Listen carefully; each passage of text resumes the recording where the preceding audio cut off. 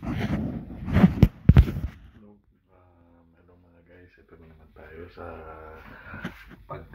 pagkaroon tayo ng kaalaman dito sa namumuhay tayo sa Europa. Mostly dito tayo sa Poland. Bibigay tayo ng konting kaalaman para in case na andito kayo, alam niyo mga buhay-buhay dito. So ngayon, nag-grocery po tayo sa Biedronka, isa mga famous na grocery stores dito sa Poland.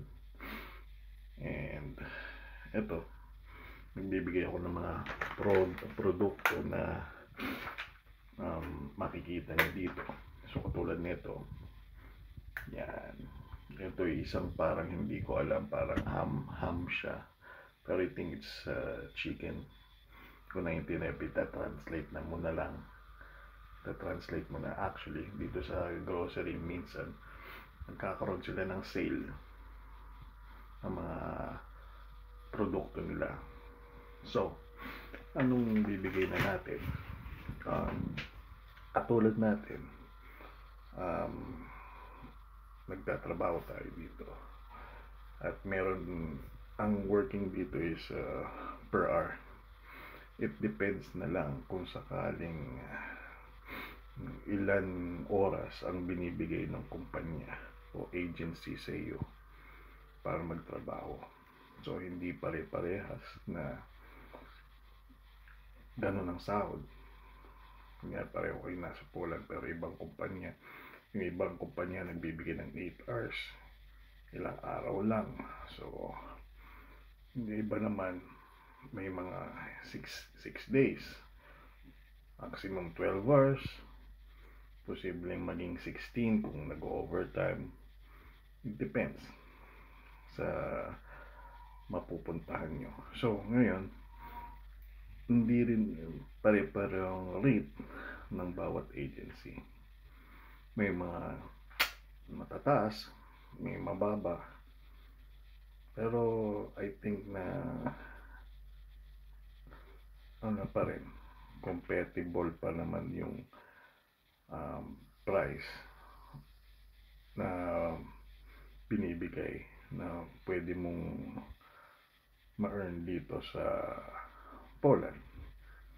Ngayon, katulad nito, let's say 1 hour na trabaho mo, there are, I can say 20 zloty per hour.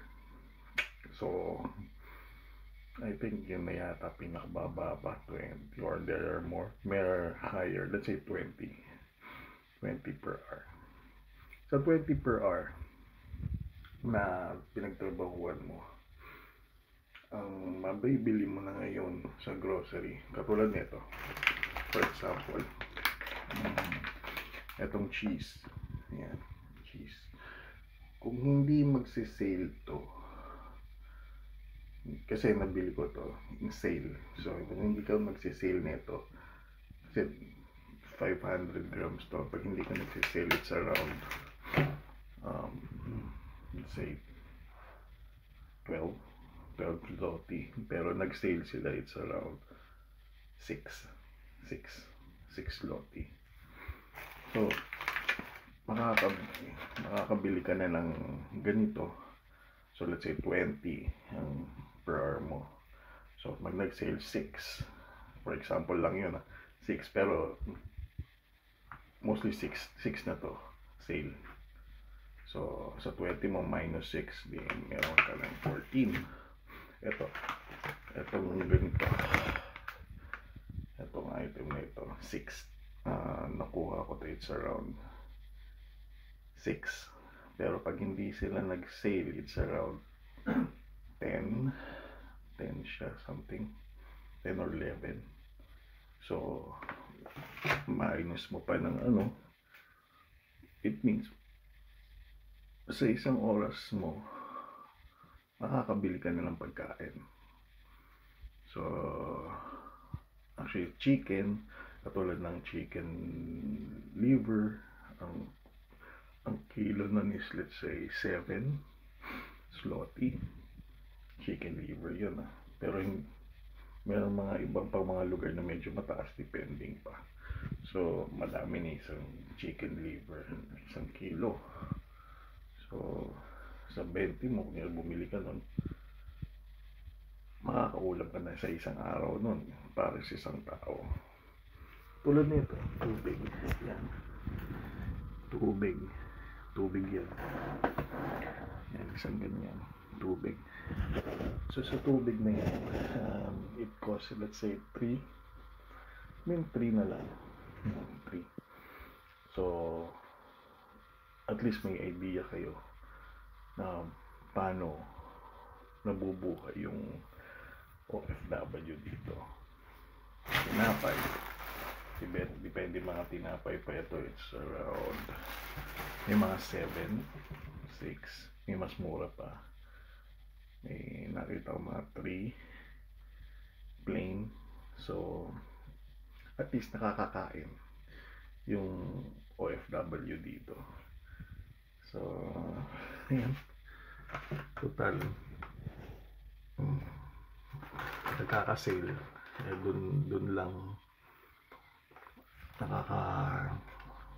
ginhawa yung mga OFW. So para lang may mapadala sa inyo at mabigyan kayo ng tamang pamumuhay. I hope na nabibigay na rin nyo yung konting hinihiling lang namin. Intindihin, kahit malayo kami, hindi kami nakatawag, kamustahin. Pag babalik kami ng Pilipinas, asikasuhin,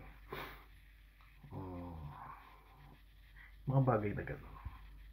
So anyway, salamat sa pakikinig. Thank you.